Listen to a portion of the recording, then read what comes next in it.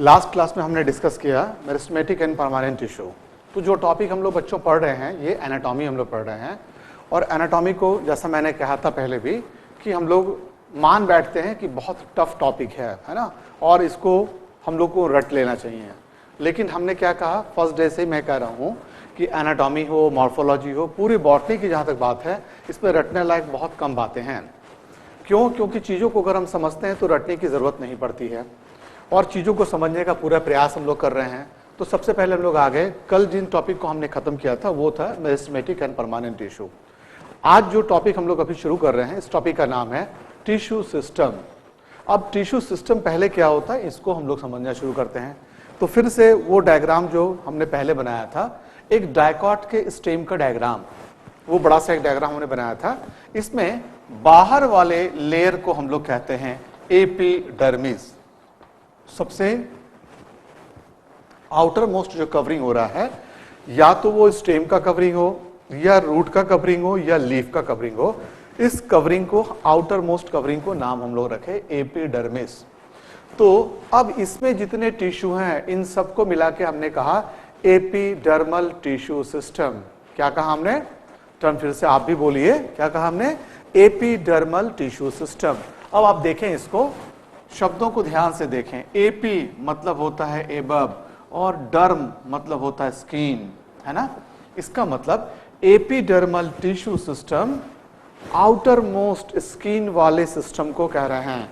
अब प्लांट के outer most portion से एक प्लांट के पास गए और प्लांट से पूछे what is epidermal tissue system, where it is located. Plant से पूछ रहे हैं कि प्लांट ये बताओ तुम्हारे पास एपिडर्मल टिश्यू सिस्टम कहां पे है और हम किसको देखेंगे। तो प्लांट ने जवाब दिया कि the portion you are touching, जिस पोर्शन को तुम टच कर रहे हो, छू रहे हो, जो पोर्शन तुमको अभी दिख रहा है, क्योंकि हम लोग जब एक प्लांट को देख रहे हैं तो उसके बाहर वाले पोर्शन को देख रहे हैं। This all are epidermal tissue system. Plant ने क्या कहा?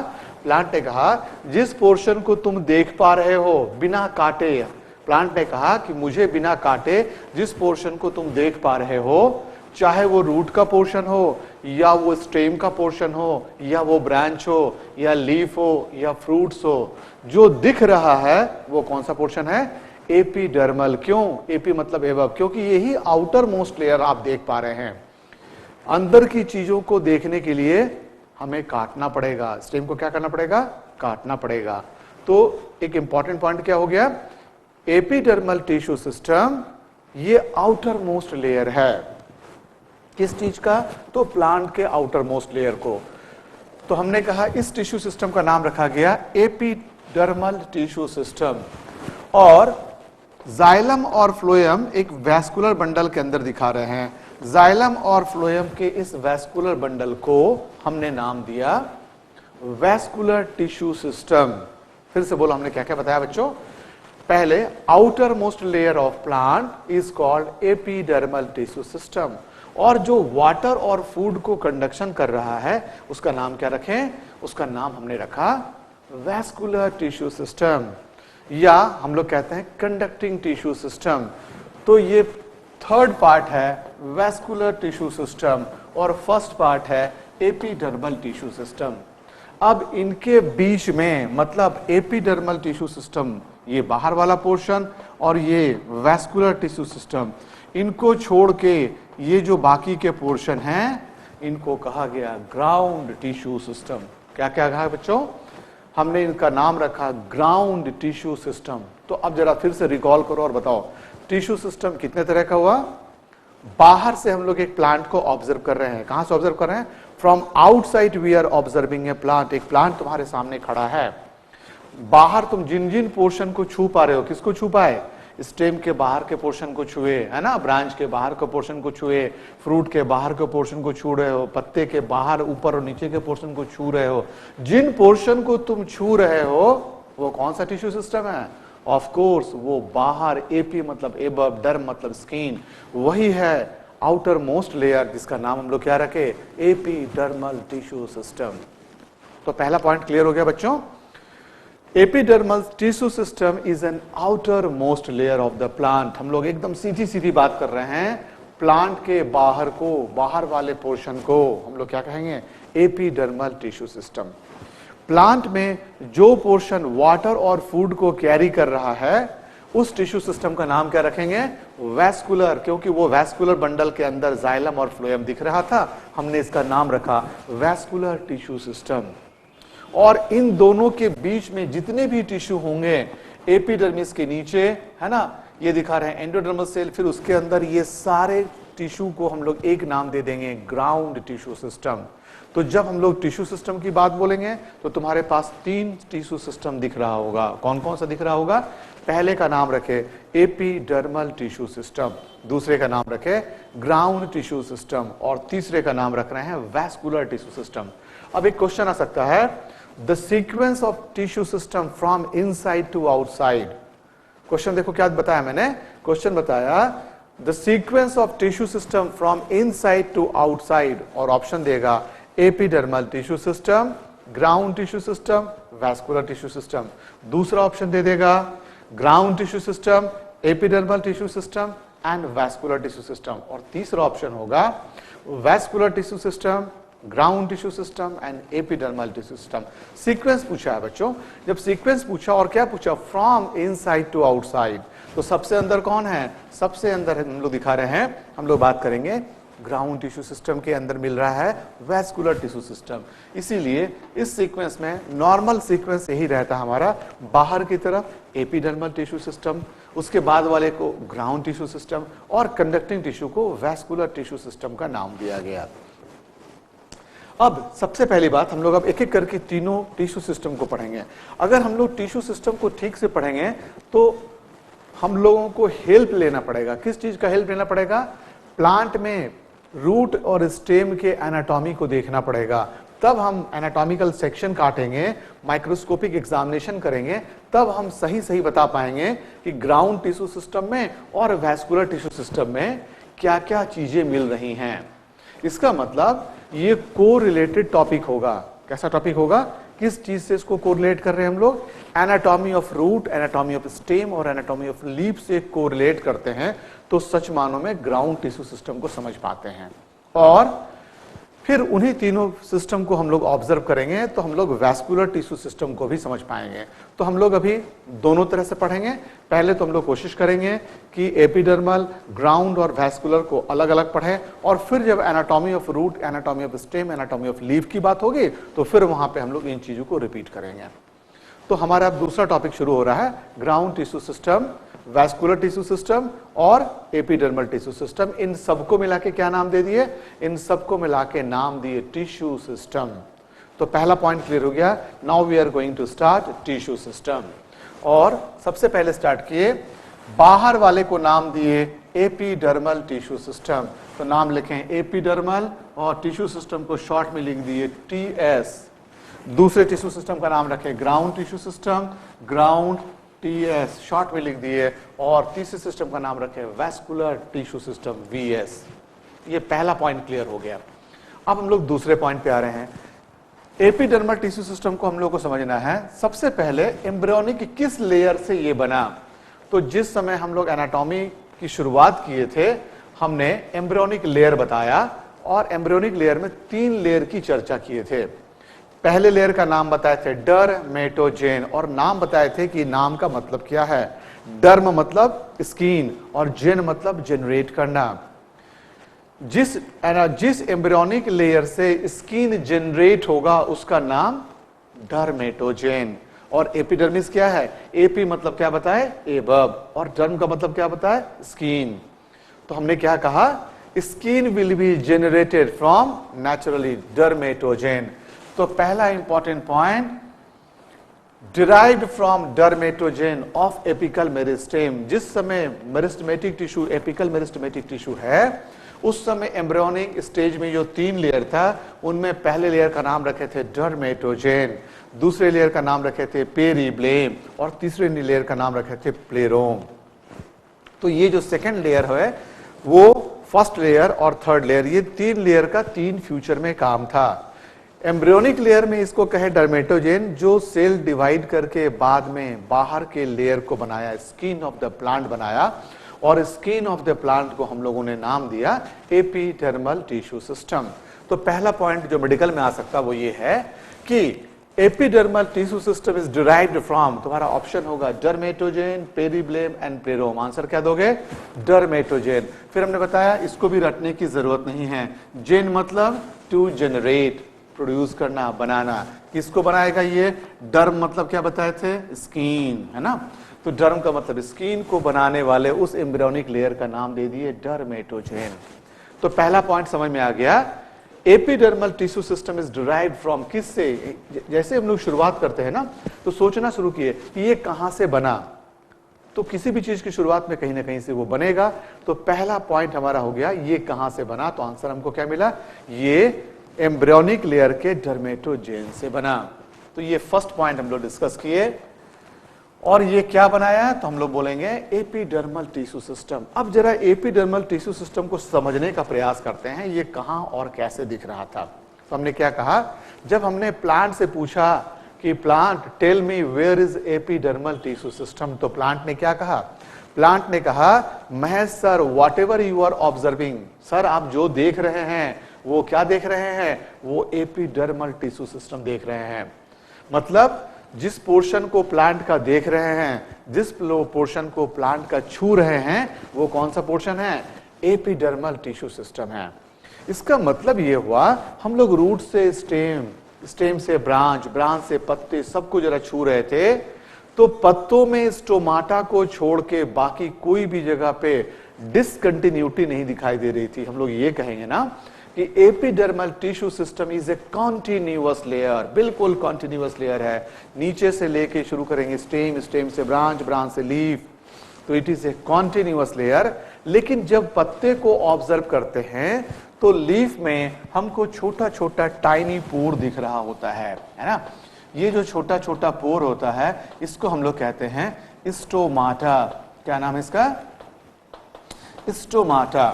तो अब हम लोगों के पास एक स्टेटमेंट आया, एक मेडिकल का फिर क्वेश्चन बना, पूछता है एपिडर्मल टिश्यू सिस्टम इज, पहला ऑप्शन देता है it is a continuous layer, second option देता है इट इज डिसकॉन्टिन्यूअस लेयर, और ऑप्शन लास्ट में रहता है it is a continuous layer except the presence of stomata.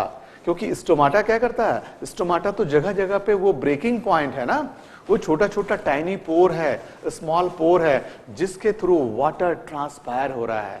Meaning bye transpiration is taking place through stomata.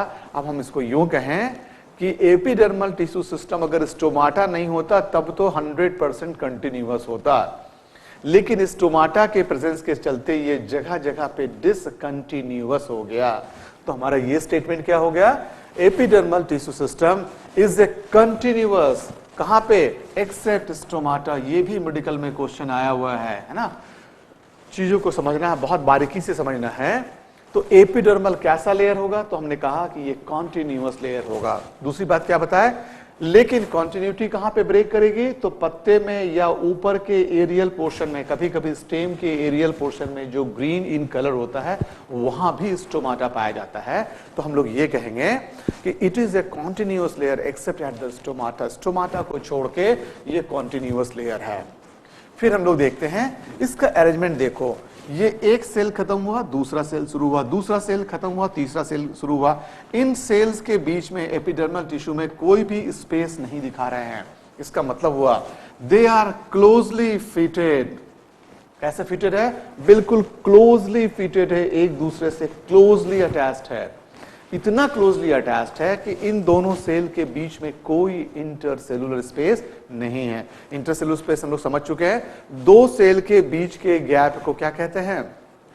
Inter मतलब बीच में, cellular मतलब cell. तो दो सेल के बीच के स्पेस को हम लोग क्या नाम दिए थे?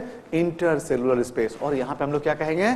एपिडर्मल टिश्यू सिस्टम इस तरह से अरेंज है, क्लोजली फिटेड है कि इनके बीच में कोई स्पेस नहीं मिल रहा है। तो टर्म हो गया दे आर, हम लोग टर्म क्या यूज किए? They are closely fitted. और क्या नहीं मिला? इंटरसेलुलर स्पेस इसमें नहीं मिल रहा है। दो इंपॉर्टेंट पॉइंट हम लोग डिस्कस कर चुके हैं। क्या क्या डिस्कस किए? पहला डिस्कस किए कि एपिडर्मल टिश्यू सिस्टम कहां से डिराइव हुआ। आंसर क्या देंगे हम लोग? एम्ब्रियोनिक लेयर के डर्मेटोजेन से, कहां से? एम्ब्रियोनिक लेयर के डर्मेटोजेन से ये डिराइव हुआ। दूसरा पूछे ये कहां मिला, तो बोले it is a continuous layer. कहां से कहां तक? From stem to branch, leaf, fruits and whatever portion we are observing. जो भी पोर्शन को हम लोग ऑब्जर्व कर रहे हैं ना, तो the portion which is being observed, the portion which is being touched by we people, the portion what we are observing in a plant, इन सारे पोर्शन के बारे में कह रहे हैं। जो दिख रहा है प्लांट में, जो दिख रहा है वो क्या है? वो एपिडर्मल टिश्यू सिस्टम है।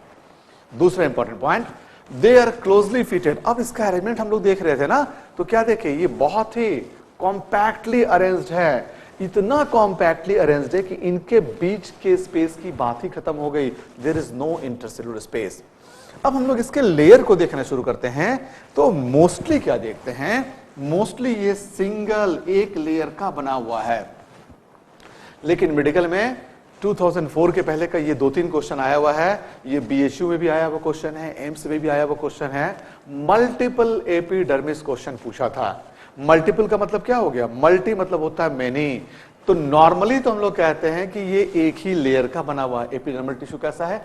एक ही लेयर का बना हुआ। लेकिन विथ सर्टेन एक्सेप्शन, कुछ प्लांट्स ऐसा था जहां पे एपिडर्मल टिश्यू सिस्टम एक नहीं बल्कि एक से ज्यादा लेयर का बना हुआ था। हम लोगों ने टर्म यूज किया, इसके लिए एक नया टर्म बनाया, और वो टर्म था मल्टीपल एपिडर्मिस। टर्म क्या है? Multiple epidermis. तो पहले ये समझे what is multiple epidermis. Normally हम लोग क्या दिखा रहे हैं? एक सिंगल लेयर दिखा रहे हैं एपिडर्मिस का, और नॉर्मली यही मिलता है सारे प्लांट्स में। लेकिन कुछ ऐसा प्लांट भी मिला जहां पे एपिडर्मल टिश्यू सिस्टम एक नहीं एक से ज्यादा लेयर का दिख रहा था। एक से ज्यादा लेयर के लिए हम लोगों ने कौन से शब्द का प्रयोग किया? हमने कहा मल्टीपल एपिडर्मिस। तो the term is multiple epidermis. अब कहां कहां मिला? जो प्लांट मिल रहा है ना, इसको हम लोग बहुत अच्छे से अंडरलाइन कर रहे हैं। पहला है इंडियन रबर प्लांट, है ना? कहां मिला? Indian rubber plant. दूसरा बैनियन, इसको हम लोग बरगद भी कहते हैं, है ना?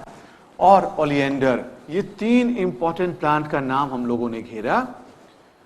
कौन कौन से प्लांट का नाम घेरा? देखो फिर से इसको, इंडियन रबर प्लांट। ये नाम एग्जाम में आए हुए क्वेश्चंस हैं, ठीक है ना?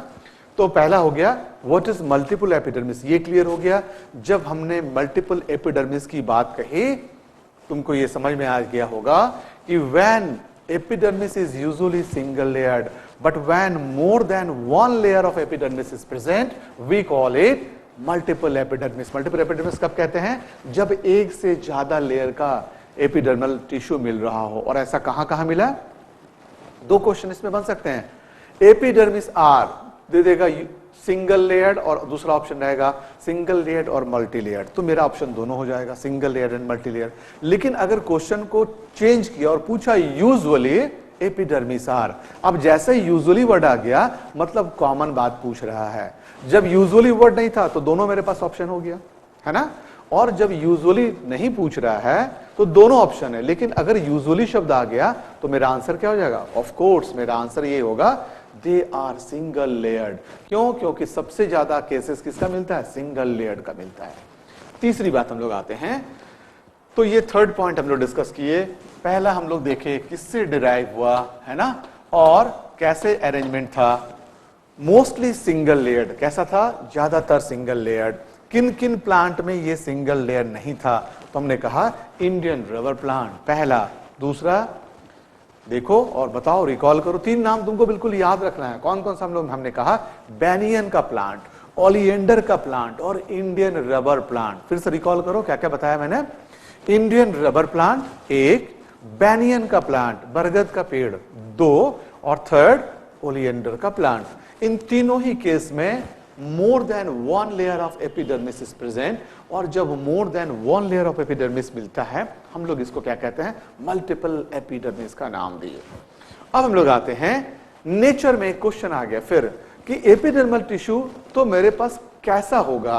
क्योंकि जब हम लोग टिश्यू की बात कर रहे थे तो हमने पढ़ा था टिश्यू में भी पेरेन्काइमा। अगर ये मेरिस्टेमेटिक है तो पेरेन्काइमा होगा, कोलेनकाइमा होगा या स्क्लेरेन्काइमा होगा, और या तो परमानेंट है तो ये पेरेन्काइमा, कोलेनकाइमा और स्क्लेरेन्काइमा होगा, और नहीं तो ये मेरिस्टेमेटिक होगा। तो ये कैसा होगा हमको ये देखना है। हमने कहा ये ज्यादातर पेरेनकाइमा का बना है। किसका बना है? Mostly they are parenchymatous in nature. जब परमानेंट टिश्यू को हम लोग पढ़ रहे थे तो इसी 3 कैटेगरी में इसको पढ़े, पेरेनकाइमा, कोलेनकाइमा एंड स्क्लेरेनकाइमा। ये सिंपल परमानेंट टिश्यू को पढ़े थे। फिर जब हम लोग कॉम्प्लेक्स परमानेंट टिश्यू को पढ़े तो जाइलम और फ्लोएम हमारा एग्जाम्पल आया था। और जब स्पेशल टाइप ऑफ हम लोग टिश्यू को पढ़ रहे थे तो उनमें हमने लेटिसिफेरस टिश्यू की बात की, लेटेक्स की बात की, मिल्की लेटेक्स की बात की। तो यहां पे हम लोगों ने कहा कि एपिडर्मल टिश्यू सिस्टम में ज्यादातर किसका बना होगा? पेरेनकाइमेटस टिश्यू का। तो अब हमको पेरेनकाइमा तुम रिकॉल करो, जब भी ये शब्द आए तुम रिकॉल करो कि पेरेनकाइमा के बारे में क्या क्या जानते हैं। तो पेरेनकाइमा के बारे में बताए थे, they are isodiametrical, they are thin walled, they are living. तो ये सारे बातों को फिर से रिपीट नहीं करना है, बट जब भी एक शब्द आता है तुम उस शब्द को रिकॉल करो कि तुम उसके बारे में क्या क्या जानते हो। ये सबसे अच्छा तरीका होगा, ज्यादा से ज्यादा चीजें तुम रिटेन कर पाओगे। तो they are parenchymatous. They have large vacuole filled with cell sap. अब हम लोग वैक्यूल की कहानी बताना शुरू करते हैं। वैक्यूल एक्चुअली क्या है? तुम्हारे सबके घर में एक डस्टबिन होगा, है ना? तो बच्चों, जो तुम्हारे रूम में डस्टबिन मम्मी क्यों रखी हैं? क्योंकि तुम लोग जो पेपर फाड़ते हो, है ना, पेंसिल छीलते हो और जितना भी कुरकुरे खाते हो, उन सबको कहां डाल दिया जाए? उन सबको उस डस्टबिन में डाल दिया जाए। क्यों? क्योंकि ये तुम्हारे रूम का वेस्ट है। तो तुम अपने रूम के वेस्ट को कहां डालते हो? डस्टबिन में।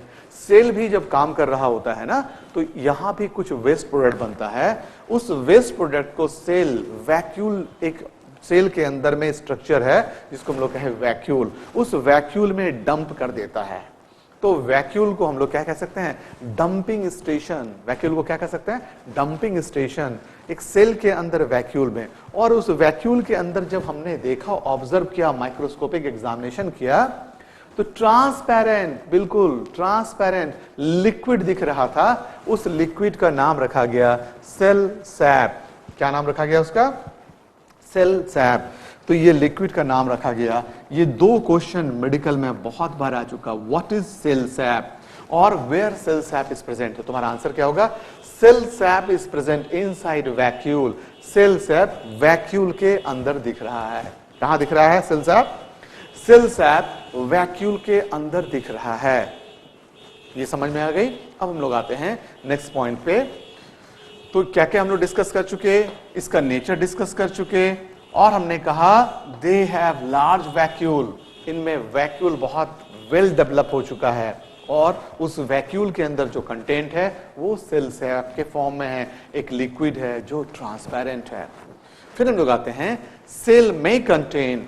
अब हम देखो यहां पे कुछ पिगमेंट्स का नाम दिखा रहे हैं, एंथोसायनिन, और दूसरा दिखा रहे हैं क्रोमोप्लास्ट। लेकिन एक बहुत इंपॉर्टेंट स्टेटमेंट है, बट नो क्लोरोप्लास्ट। क्या नहीं मिला? यही क्वेश्चन पूछता है एपिडर्मल टिश्यू सिस्टम। अब तुमको लगता होगा पत्ता तो ग्रीन है। अब जरा सोचो, और इस क्वेश्चन पे क्या क्या कंफ्यूजन आता है, कहां 100% गलती होने की संभावना है।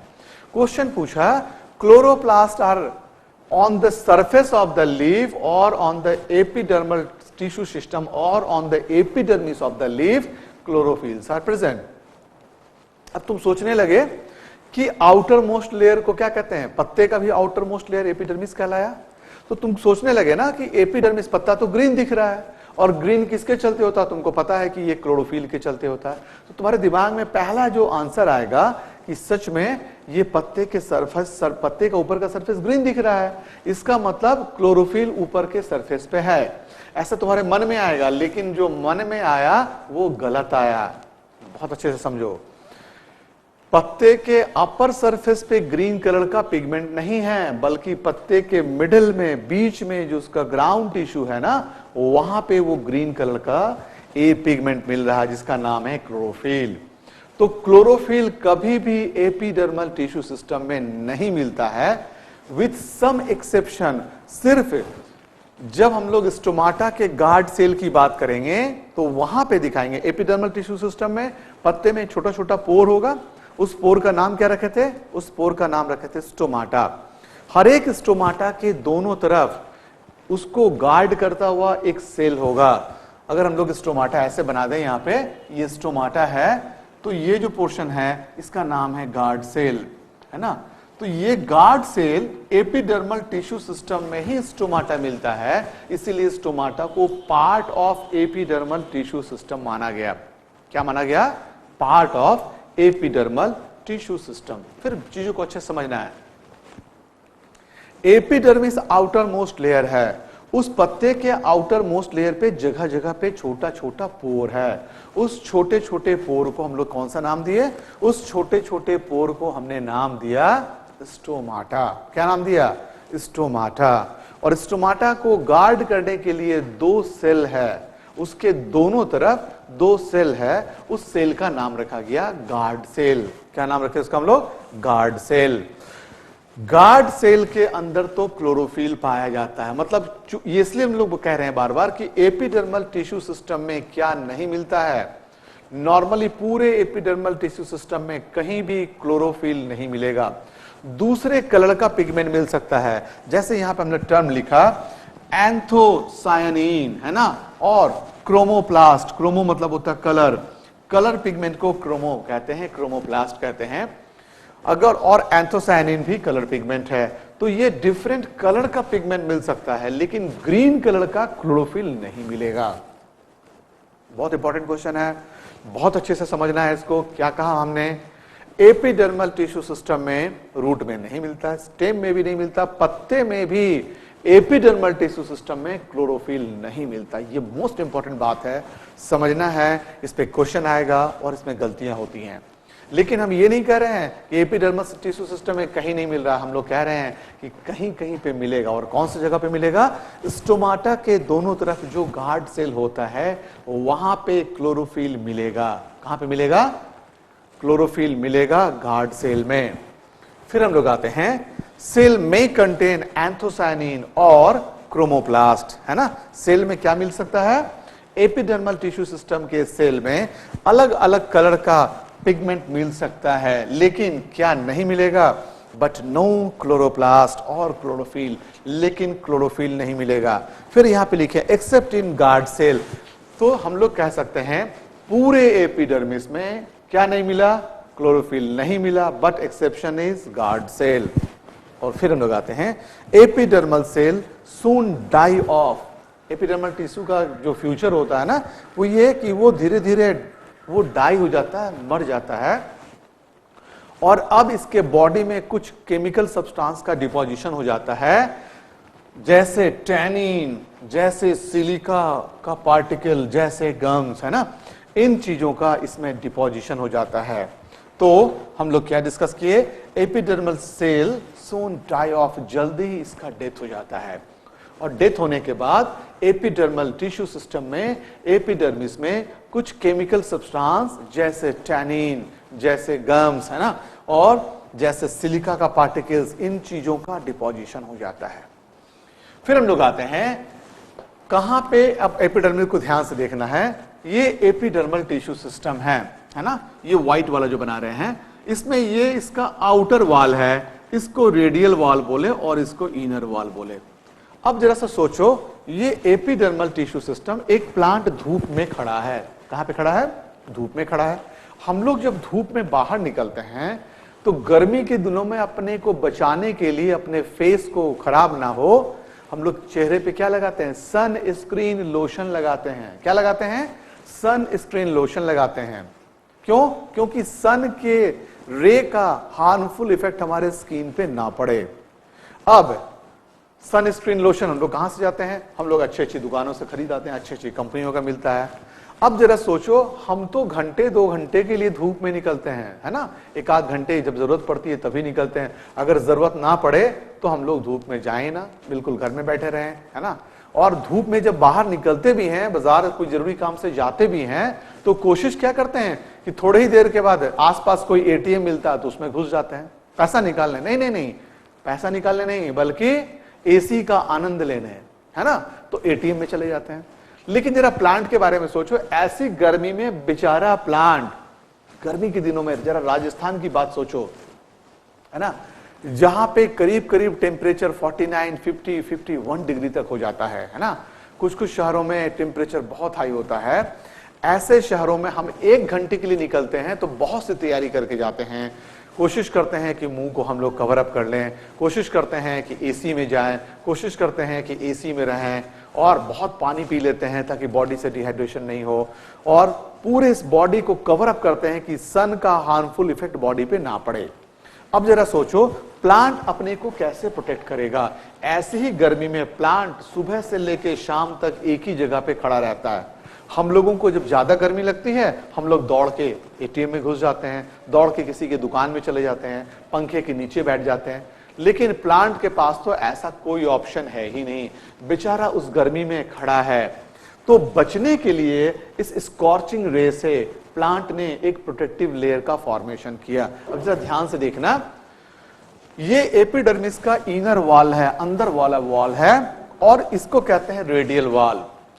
इन दोनों वॉल में नहीं, और ये नाम है अपर वॉल। तो अपर वॉल के जस्ट नीचे एक थिक वैक्सी लेयर का डिपोजिशन ये करना शुरू कर देता है। इसके नीचे अपर लेयर है ना, उसके जस्ट नीचे से एक थिक वैक्सी लेयर का डिपोजिशन कर रहा था। और ये जो वैक्सी लेयर है वो 2 तरह का केमिकल हो सकता है, आइदर सुबेरिन हो सकता है और क्यूटीन हो सकता है। अगर क्यूटीन का डिपोजिशन हो गया तो अब हम लोग कहते हैं इसको क्यूटिकल, और प्रोसेस का नाम देते हैं क्यूटिनाइजेशन। और अगर सुबेरिन का डिपोजिशन हो गया तो टर्म यूज करते हैं सुबेराइजेशन। क्या क्या टर्म यूज किया हमने? क्यूटिकल का अगर अपीयरेंस हो गया, क्यूटीन नामक वैक्सी लेयर का डिपोजिशन हो गया, तो अब एपिडर्मिस को कहने लगे क्यूटिकल, और इस प्रोसेस का नाम क्या रखे? क्यूटिनाइजेशन। जबकि सुबेरिन जैसे केमिकल कंपाउंड का अगर डिपोजिशन हो गया तो अब नाम क्या रखे? सुबेराइजेशन। तो क्या हुआ देखो, inner and radial wall of epidermis are thin. Inner और रेडियल वॉल थिन है। जरा ध्यान से देखो, इनर वॉल ये है और रेडियल वॉल ये दोनों तो थिन है, यहां पे डिपोजिशन नहीं हुआ। किस जगह पे डिपोजिशन हुआ? वाइल आउटर वॉल, बाहर का जो वॉल है ना, जो सन रे को फेस कर रहा था, सन रे को फेस कर रहा था, आर थिक, ये बहुत थिक है। क्यों थिक है? क्योंकि इसमें किसी न किसी वैक्सी लेयर का अंदर से डिपोजिशन हो गया। ये तुम बाहर से देख रहे हो ना, ये अंदर से डिपोजिशन हो गया है। किस चीज का? वैक्सी लेयर का। क्यों? क्योंकि प्लांट को बचाना है। किससे? स्कॉर्चिंग हीट ऑफ सन, बहुत तेज जो गर्मी आ रही है ना, उससे बचाना है। The cutinized layer are called cuticle. अब जो ये क्यूटिकल का डिपोजिशन हो गया, ये लॉस ऑफ वाटर है ना, किन किन चीजों से देखो प्लांट को बचा रहा था? पहले तो स्कॉर्चिंग रे, जो बहुत तेज रोशनी आ रही थी, बहुत तेज गर्मी आ रही थी, उससे बचा रहा था। दूसरा, प्लांट के बॉडी के अंदर से पानी वेपर के फॉर्म में बाहर निकलता है, तो अगर एक वैक्सी लेयर हम लोग लगा दिए तो वेपर का निकलना कम हो जाएगा, मतलब लॉस ऑफ वाटर को कम करना। इसको तुम लोग ऐसे भी कर सकते हो, एक पेपर ले लो, पेपर के उसमें पेपर में इंक डालो, तो इंक तुम्हारा पेपर के दूसरी तरफ भी दिखने लगेगा, आ गया। अब उसी पेपर के कुछ पोर्शन पे वैक्स मोम को घस दो, और अब जरा सा डालो तो उस मोम के ऊपर में, या नीचे वाले लेयर में मोम लगा दो पेपर के, और ऊपर से डालो तो ये नीचे की तरफ नहीं आ रहा है। मतलब क्या हुआ? पानी का ट्रांसपिरेशन अगर एक वैक्सी लेयर होगा तो ये उस मूवमेंट को रोक देगा। इसका मतलब है कि ये बेसिकली लॉस को रोक रहा था। कौन? क्यूटिकल का प्रेजेंस अगर है तो बॉडी से प्लांट के पानी जो वेपर के फॉर्म में बाहर निकलता है, इसको ट्रांसपिरेशन कहते हैं। तो वेपर कम निकले, इसीलिए there is a waxy layer. क्यों कम निकले? फिर इस बात को समझो। अगर हम गर्मियों में लगातार धूप में घूमते हैं तो हमारे बॉडी में क्या हो जाता है? डिहाइड्रेशन हो जाता है। ऐसा देखे होगे, बहुत गर्मी में लू लग गई और बहुत ज्यादा डिहाइड्रेशन हो गया, पानी पसीना बहुत निकल गया, तो हम बीमार पड़ जाते हैं।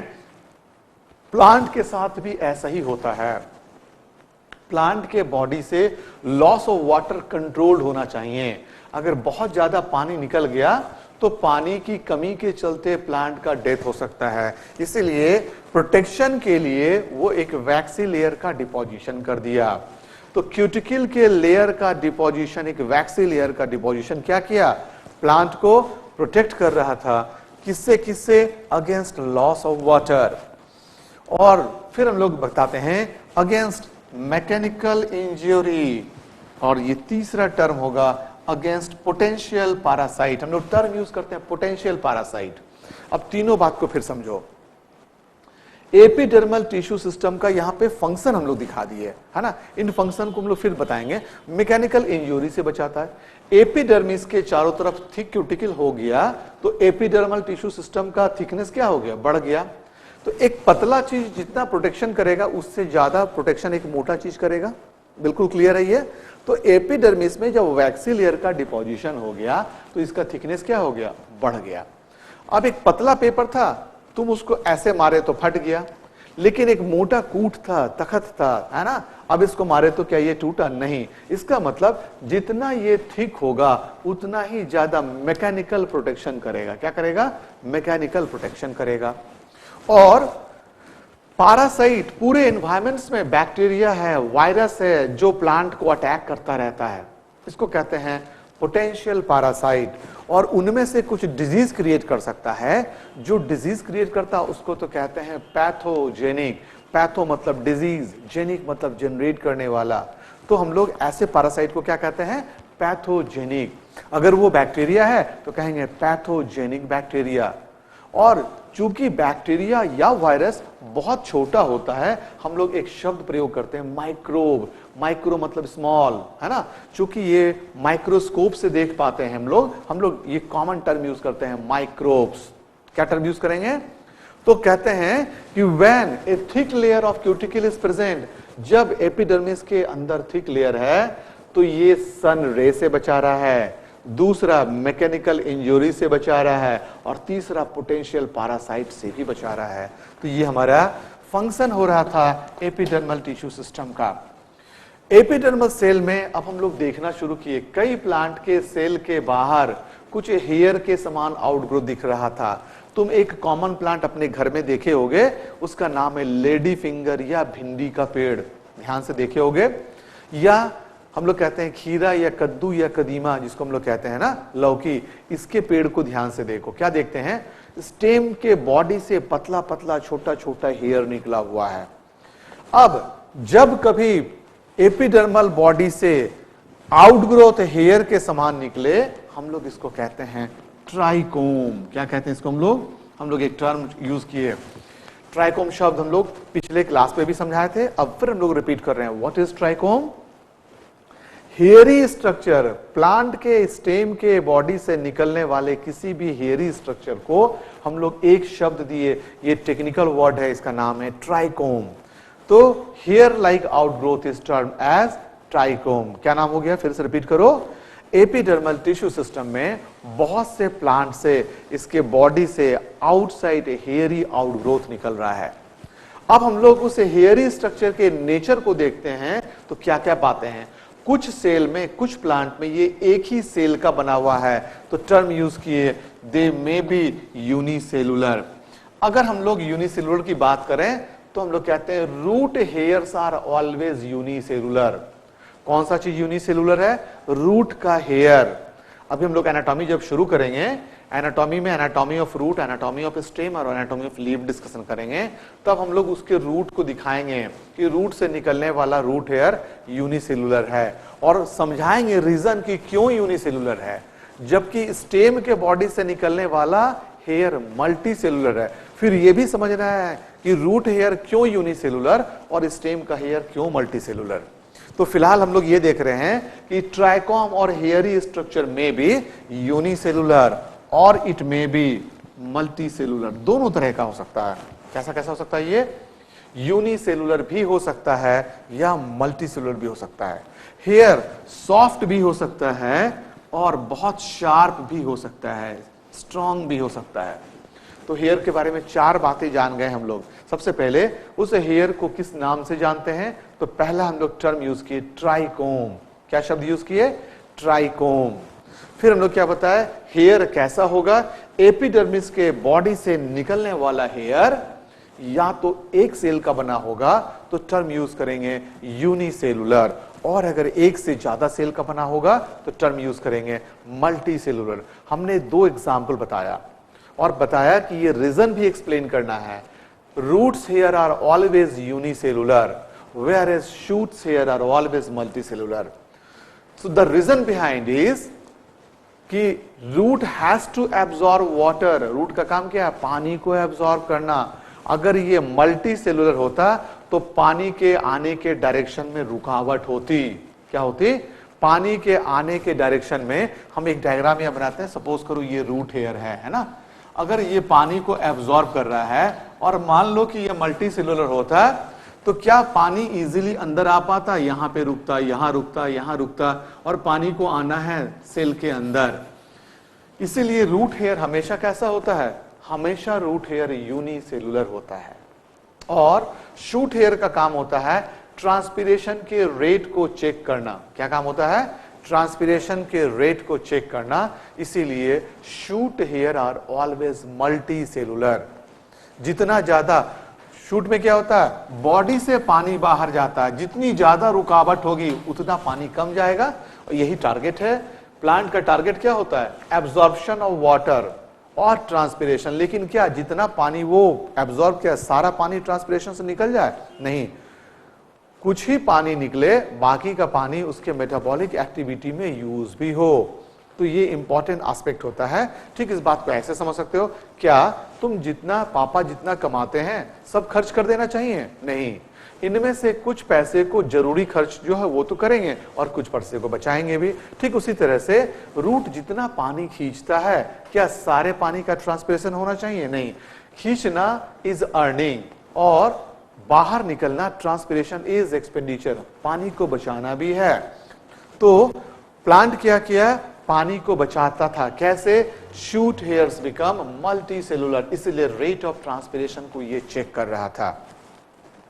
फिर हम लोग आते हैं एपिडर्मिस में भी स्टिंगिंग हेयर। एपिडर्मिस में नुकीला चुभने वाला हेयर मिल सकता है।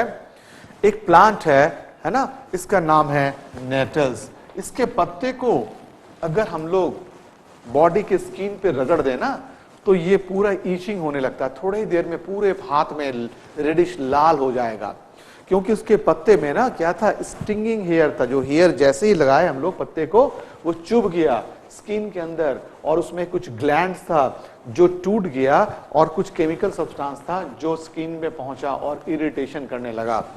इसको हम लोग खुजाने वाला पत्ता भी कहते हैं। ये पत्ता अगर बॉडी में स्टेम बॉडी में कहीं भी टच हो जाए तो ये बहुत तेजी से खुजाना शुरू करता है, तो इसको कहा गया स्टिंगिंग हेयर।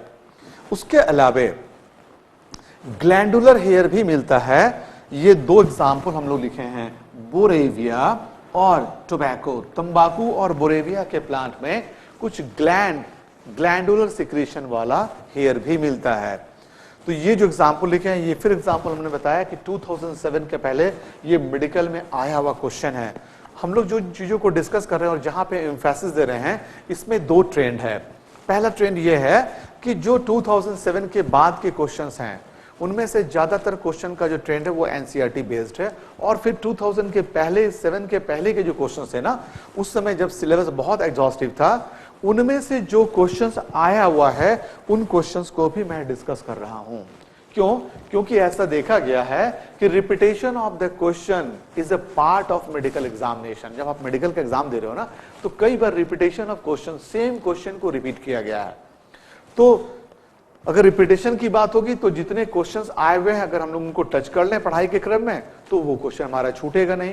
तो ये जो पोर्शन हम लोग डिस्कस कर रहे हैं इसी पॉइंट ऑफ व्यू को ध्यान में रख के कर रहे हैं कि एपिडर्मिस में स्टिंगिंग हेयर किस में मिलेगा। क्वेश्चन आ सकता है stinging here is present in, आपका आंसर क्या हो जाएगा? नेटल्स। दूसरा हम लोग क्या कहें, ग्लैंडुलर हेयर कहां मिलेगा? तो दो प्लांट का नाम बताए, टोबैको एंड बोरेविया में ग्लैंडुलर हेयर मिलेगा।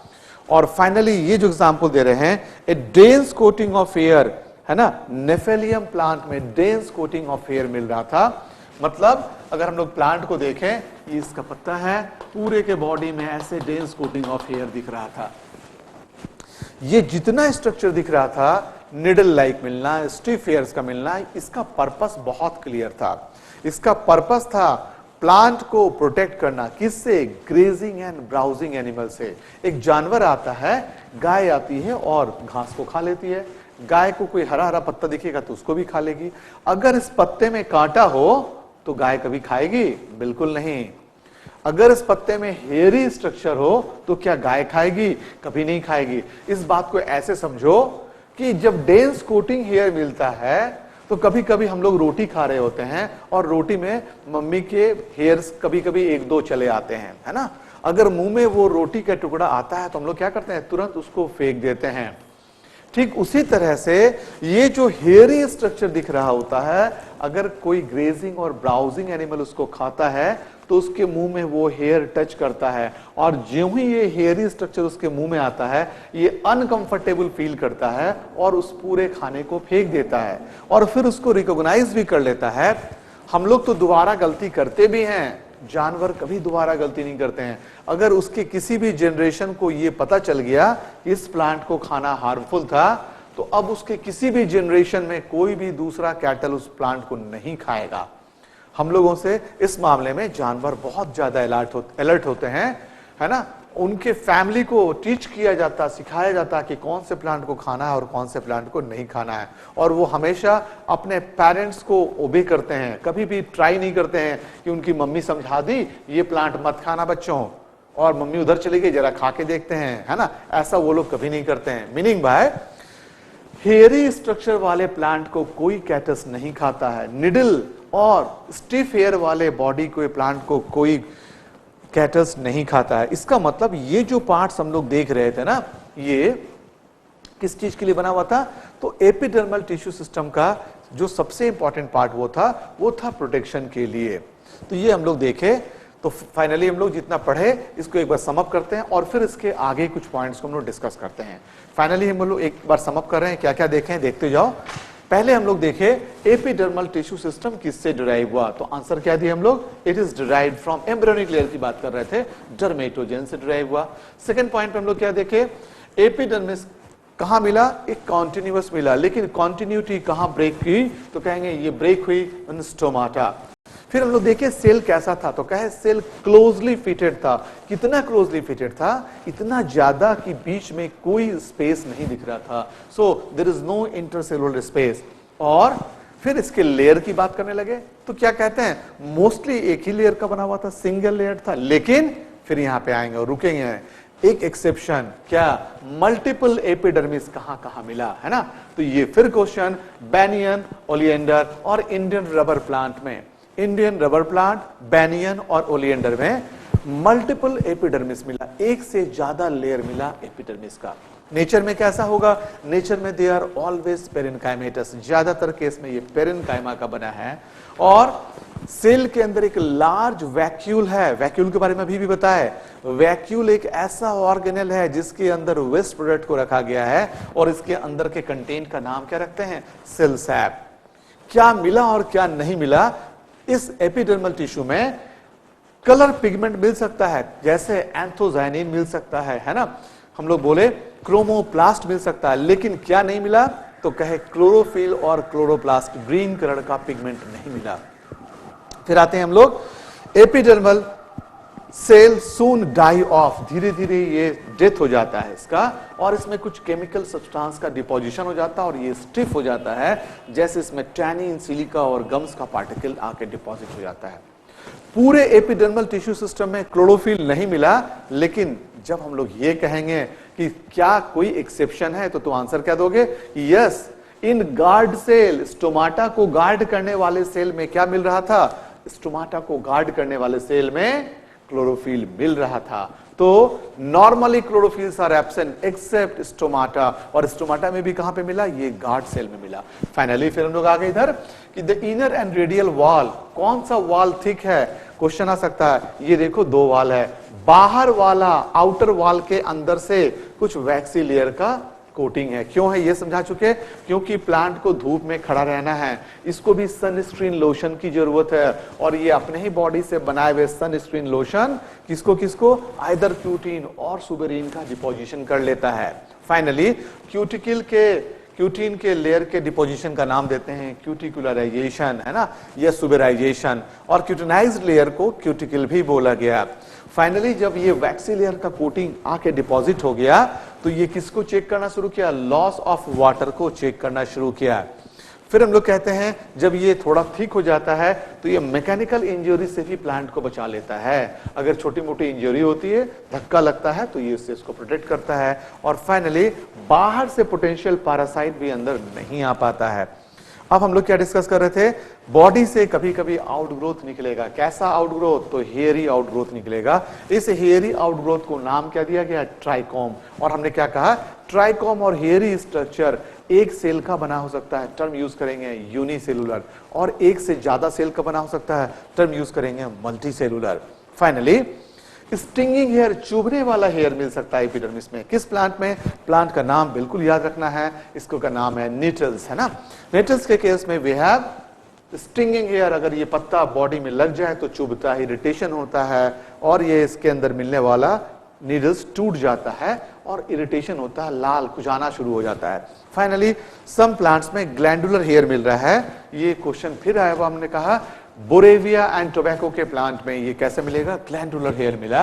And dense coating of hair, एक प्लांट है नेफेलियम। नेफेलियम में हमने क्या देखा? बहुत डेंस कोटिंग मिल रही है, बहुत ज्यादा एक ही जगह पे ये कवरिंग मिल रहा है। अब इसके बाद के नेक्स्ट पॉइंट को फिर हम लोग पहले बोर्ड वर्क करते हैं और फिर हम लोग समझाना शुरू करते हैं।